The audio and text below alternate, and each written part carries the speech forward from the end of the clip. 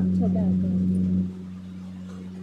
ऋषि बोले, देवी जी का इस प्रकार का वचन सुनकर दूत क्रोध से लाल होकर वहां से चला आया। आते ही दैत्यराज को विस्तार के साथ सभी बातें सुना दी। दूत के वचन सुनते ही दैत्यराज क्रोध से भर गया। दैत्यों के सेनापति धूम्रलोचन से बोला, हे धूम्रलोचन, तुम दूर मत करो, अपनी सेना के साथ वहां जाकर उस दुष्टा को केसों से पकड़कर बलपूर्वक घसीटते हुए यहाँ जल्दी ले आओ।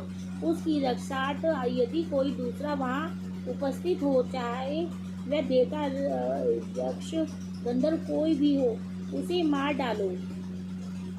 ऋषि बोले, आज्ञा पाते ही वह धूम्रलोचन दैत्य 60,000 असुरों की सेना लेकर शीघ्र चल पड़ा।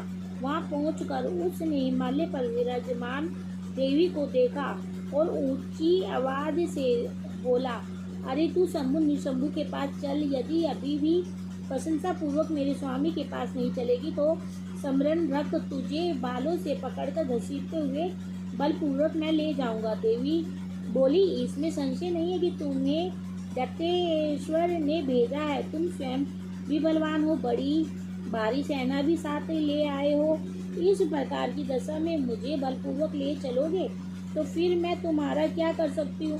ऋषि बोले, जब इस प्रकार का उसे उत्तर मिला तो धूम्रलोचन असुर देवी की ओर दौड़ा। तब तो देवी अंबिका जी ने हुंकार के शब्द से उसे भस्म कर दिया।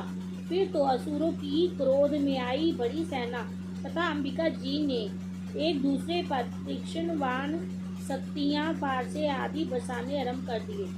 इधर देवी जी का वाहन सिंह भी कुपित होकर भयंकर नाद करता हुआ अपने बाल पर फटफटाता हुआ असुरों की सेना पर उछल पड़ा। उस सिंह ने कुछ असुरों को पंजों की मार से, कुछ एक को अपने जबड़ों से तथा कई एक महाअसुरों को नीचे पटक कर होठ की दाढ़ी से बेदैनी करके मार डाला।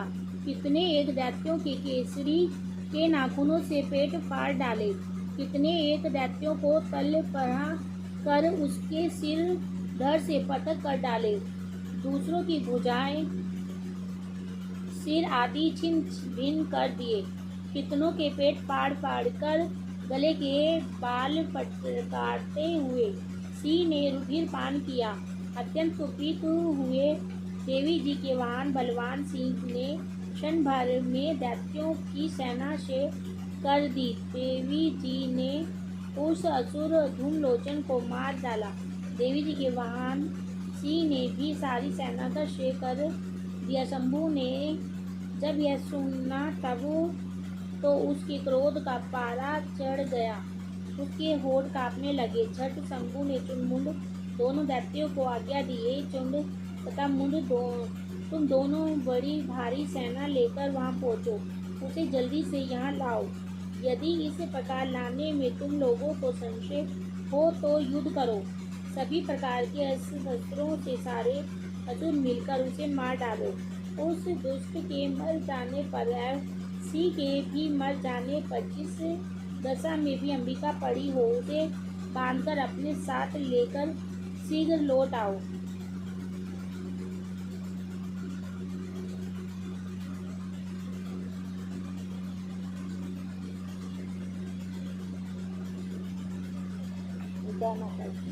छठा अध्याय समाप्त। अब 7वां और 8वां कल करेंगे।